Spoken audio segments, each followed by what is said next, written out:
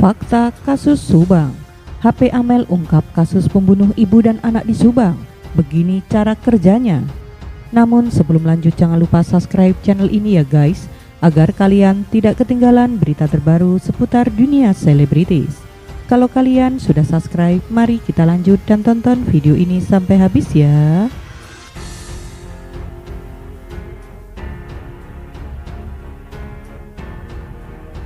Kasus Subang. Yang jadi kontroversi ialah nasi goreng serta HP Amel yang jadi kunci penting untuk mengungkap kasus perampasan nyawa ibu dan anak di Subang. Yosef merupakan salah satu saksi utama yang juga suami serta ayah dari korban perampasan nyawa ibu dan anak di Subang. Yosef beri pengakuan yang mengejutkan tentang HP milik Amel, juga tentang nasi goreng yang ditemukan di meja TKP. Diketahui sebelumnya tentang HP Amel dalam kasus perampasan nyawa ibu dan anak di Subang dan juga nasi goreng yang ada di meja makan di TKP. Hal tersebut jadi bahan perbincangan warganet. Apalagi Yosef sempat berada di TKP bersama Tuti Suhartini dan Amel sebelum pembunuhan sadis tersebut terjadi.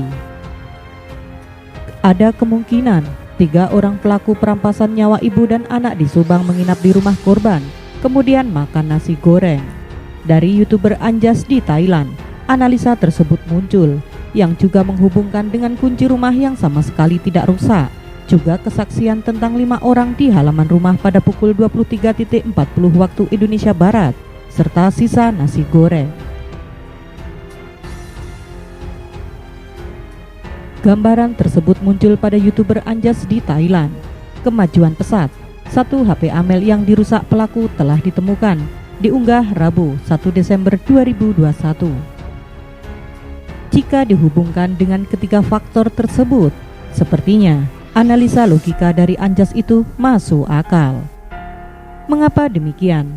Sebab logikanya ketiga orang tersebut menginap di rumah kejadian dengan Tuti Suhartini dan Amalia Mustika Ratu, kemudian mengunci pintu rumah sebab sudah malam. Anjas menduga bahwa ada kemungkinan ketiga tamu tersebut membawa nasi goreng atau makanan lain ke rumah Tuti. Diperkirakan Anjas bahwa hasil otopsi yang menunjukkan kematian Tuti Suhartini terjadi pada pukul 02.00 waktu Indonesia Barat dini hari.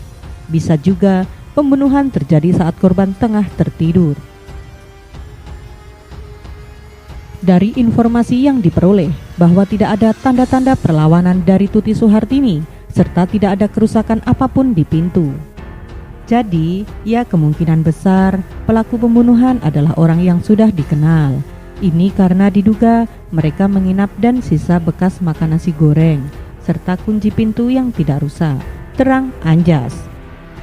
Ditanya terkait tentang HP Amel yang ungkap kasus perampasan nyawa ibu dan anak di Subang, yang sebelumnya diberitakan telah ditemukan tim penyidik di tangan Yosef.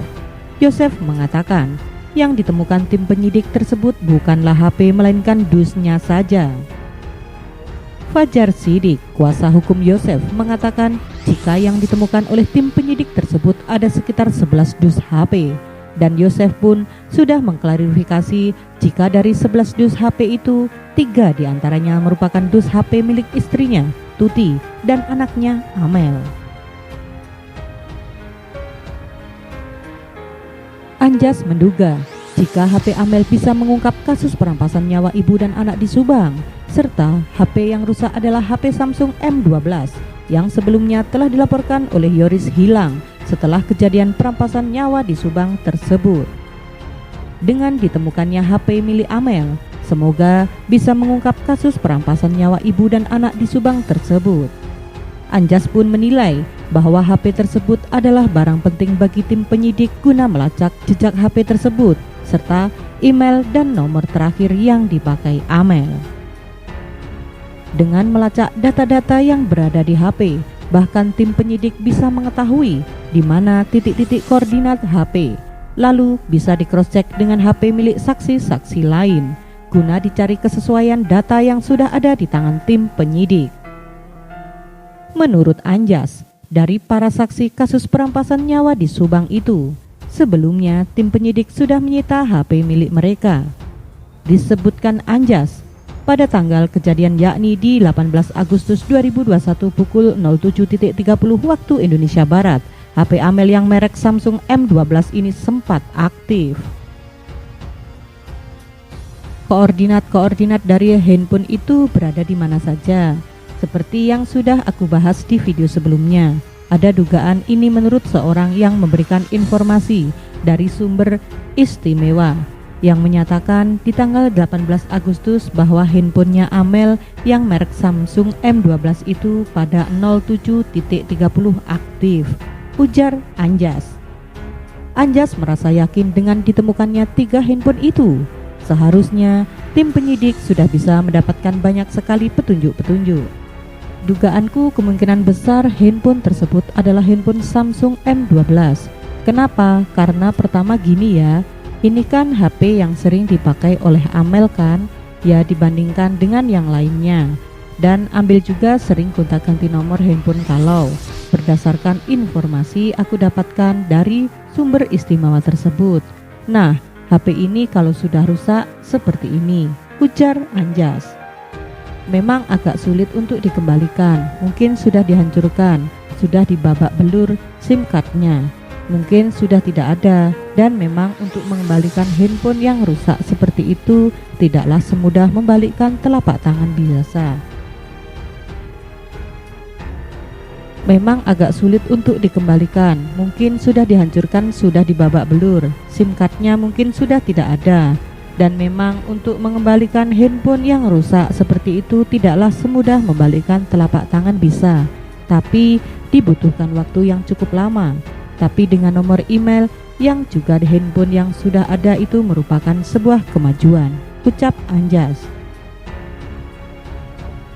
Oleh sebab itu, tidak semuanya tim penyidik mengucapkan di media massa. Mentang-mentang tim penyidik tidak memberikan laporan progresnya bukan berarti tim penyidik tidak ada progres. Oleh sebab itu, tidak semuanya tim penyidik mengucapkan di media massa. Mentang-mentang tim penyidik tidak memberikan laporan progres, bukan berarti tim penyidik tidak ada progres. Sebenarnya mereka sudah ada progres, tapi tentunya tidak diucapkan di media massa. Untuk teman-teman juga harus tahu, karena tidak bicara kemudian tidak ada progres. Tidak boleh berpikir seperti itu. Handphone Samsung M12 yang menurut aku ditemukan ini karena menurut aku juga handphone ini menjadi salah satu titik kunci ini. Bukankah Pak Yosef pada saat tanggal 18 Agustus 2021 tepat di hari kejadian, Pak Yosef kan seperti kalian tahu, di kronologi 48 jam pertama pada saat 07.15 tiba di lokasi kejadian. Kemudian menelepon beberapa orang, salah satunya adalah telepon miliknya Amel sendiri. Kemudian juga telepon miliknya Yoris, tapi yang mengangkat adalah istrinya. Handphone mereka beberapa hari bahkan masih ada kemungkinan yang belum dikembalikan.